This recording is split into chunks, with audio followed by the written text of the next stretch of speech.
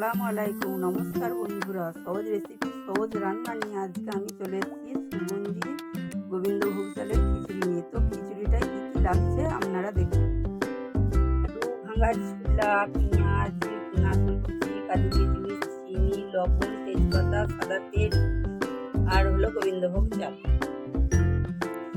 প্রথমে আমি চাপাচ্ছি কড়া।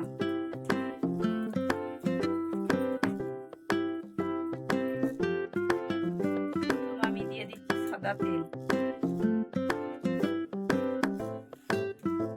দিচ্ছি পেঁয়াজ, মিলিয়ে গেল। পেঁয়াজটার উপরে আমি দিচ্ছি কাজু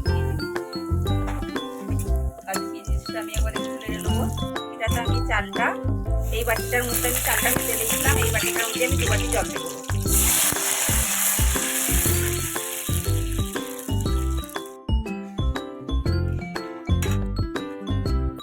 আমি দেবো লবণ পরিমাণ মতো, আবার আরো দেবো চিনি,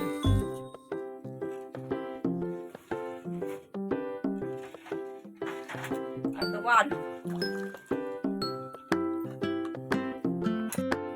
ঢেকে দেবো। আমি এবার দেখে নেবো আলুটা সেদ্ধ হয়ে যাবে।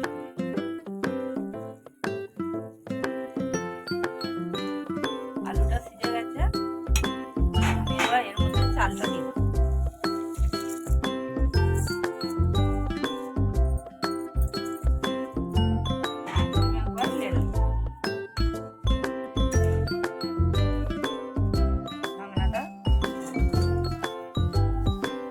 আমি সেদ্ধ করে রাখা কলাইটা এর মধ্যে দিয়ে দেবো।